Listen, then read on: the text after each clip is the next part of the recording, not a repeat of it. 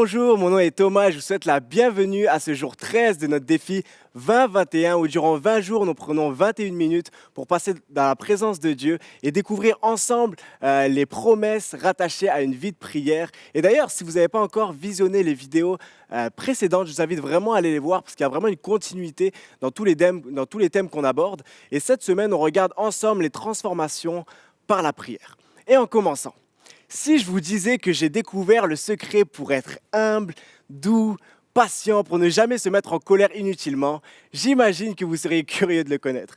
Parce que si on est honnête, il y a tous en nous une partie qui aimerait qu'il puisse y avoir des versets dans la Bible où on découvre comment contrôler les circonstances de nos vies. Comment faire pour qu'il nous arrive jamais de choses mauvaises. Comment faire pour qu'il nous arrive jamais de situations qui viennent mettre en nous de l'irritation, de l'impatience.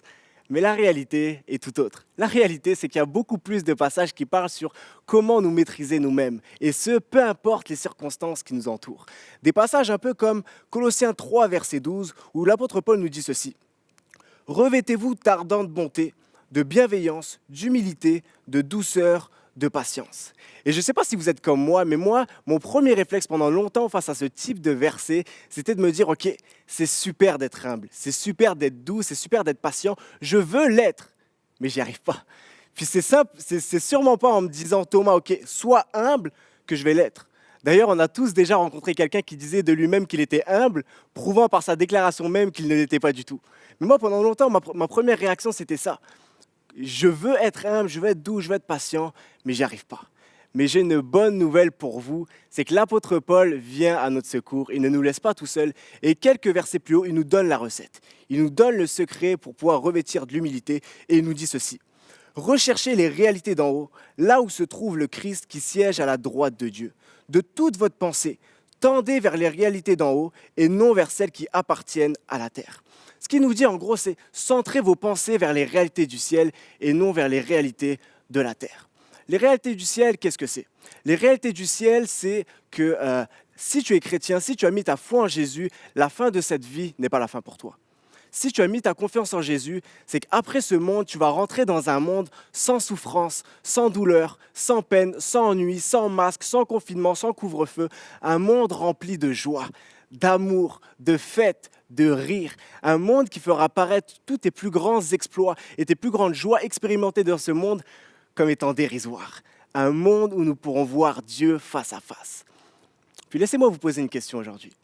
Puis je vais vraiment vous demander d'y répondre avec honnêteté et transparence. C'était quand la dernière fois que vous avez pensé au ciel avec anticipation? Que vous avez eu la pensée que, oui, j'ai des ambitions et j'ai des rêves dans ce monde, il y a des choses auxquelles je suis attaché, mais j'ai vraiment hâte d'aller au ciel et de retrouver Jésus. L'apôtre Paul nous dit, pensez à ces choses-là, aspirez régulièrement à ces choses-là. Mais les réalités du ciel, ce n'est pas juste ça. Les réalités du ciel, c'est aussi comment on a accès à cette éternité-là. C'est aussi de réaliser que cette éternité-là, on y a accès grâce à Jésus-Christ, grâce à son sacrifice à la croix. Alors que nous, on n'était pas capable de vivre une vie parfaite, lui, il l'a vécu à notre place. Et par son pardon, on a accès à ces réalités magnifiques. Et comme si ça ne suffisait pas, il nous donne son Saint-Esprit. Il fait de nous ses enfants. Il nous a adoptés dans sa famille. Et aujourd'hui, il fait concourir toutes choses pour notre bien.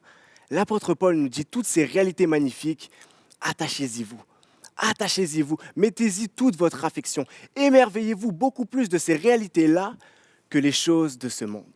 Puis l'apôtre Paul, quand il dit ça, il n'est pas en train de nous appeler à mépriser notre vie sur terre, ni à négliger nos responsabilités, mais nous appelle à les aborder avec un regard différent, avec une perspective différente, avec la perspective qu'un jour les réalités célestes deviendront terrestres pour nous.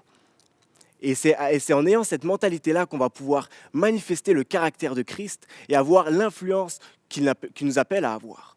C.S. Lewis, un des auteurs les plus brillants de l'histoire du christianisme, ira même jusqu'à dire la chose suivante.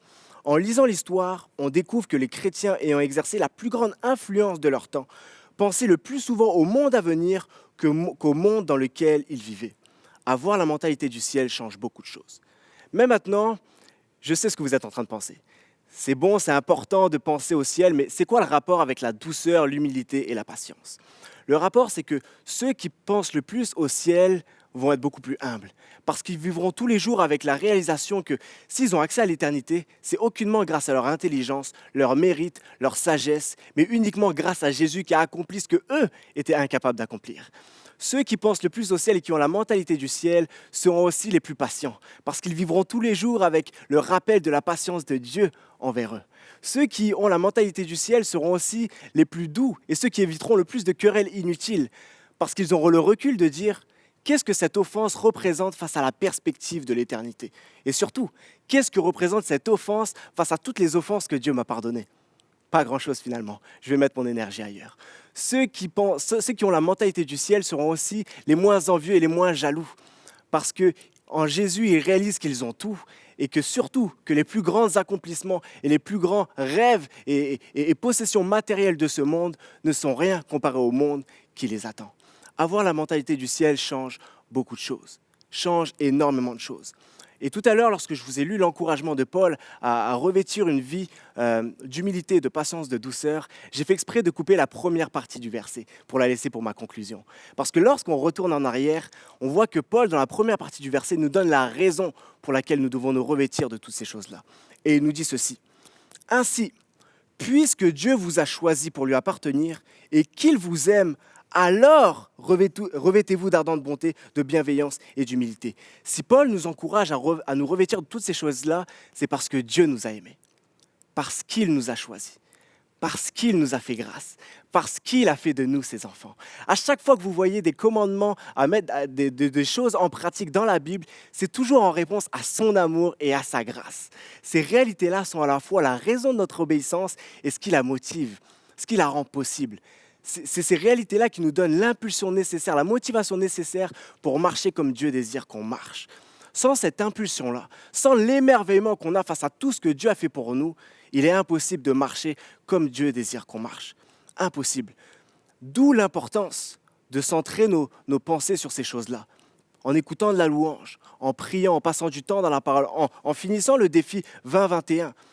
Pour laisser Dieu nous émerveiller à nouveau par son amour et sa grâce et laisser le Saint-Esprit changer notre caractère et nous rendre semblables à lui. En fait, si je devais résumer ma pensée en une seule phrase, ce serait la suivante. Votre capacité à obéir à Dieu et à vous revêtir de l'humilité et de la patience qui vous appelle à revêtir est grandement dépendante de votre émerveillement face à tout ce qu'il a fait pour vous. Mais cet émerveillement-là, vous ne pouvez l'avoir si vos yeux et votre joie sont fixés seulement sur les choses de ce monde. Et alors qu'on termine, et alors qu'on est dans ce défi 2021, j'aimerais vous laisser avec un petit devoir pour votre temps de prière aujourd'hui. De simplement marquer 3 raisons dans votre journal, 3 raisons pour lesquelles vous aimez Dieu, 3 raisons, et de les méditer, de les chérir. Et prendre 5 minutes juste pour méditer là, pour méditer ça et pour retrouver peut-être, si vous l'avez perdu, l'émerveillement que vous avez face à la grandeur, la bonté et la grâce de Dieu. Laissez-moi prier pour vous. Seigneur, je te remercie pour ta grâce, je te remercie pour ta bonté et ta patience envers nous, Seigneur. Et je te prie vraiment qu'on puisse aujourd'hui s'arrêter pour s'approcher de toi et simplement nous émerveiller par ta grandeur et par ta grâce pour que tu puisses venir changer notre caractère et nous rendre de plus en plus semblables à ton Fils Jésus. C'est en ton nom que j'ai prié, Seigneur. Amen. Chantons ensemble. Captivé par ta présence, je désire rester à tes pieds, captivé par ta sainte présence. Je veux m'abandonner.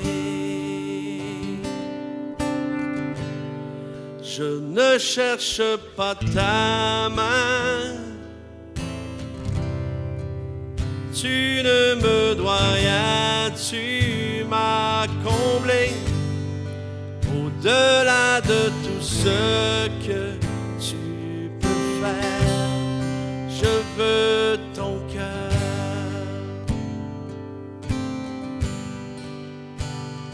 Pardonne-moi quand tout n'est qu'une habitude. Pardonne-moi quand j'oublie pour qui je chante. Je veux tout recommencer. J'ouvre à nouveau mon cœur à toi.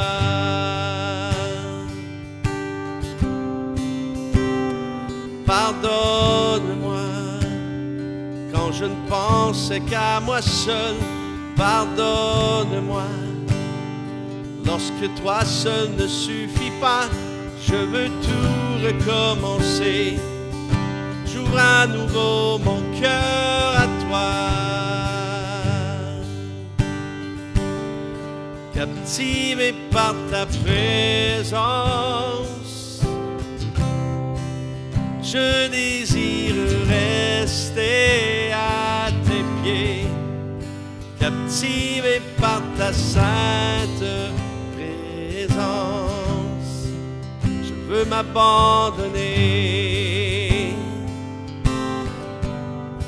Je ne cherche pas ta main, tu ne me dois rien, tu m'as comblé. Au-delà de tout ce que tu peux faire, je veux ton cœur. Je veux ton cœur. Rien au monde, rien au monde ne peut me combler. Je veux ton cœur. Rien au monde, rien au monde ne peut me combler. Je veux ton cœur. Rien au monde, rien au monde ne peut me combler. Captivé par ta présence, je désire rester à tes pieds. Captivé par ta sainte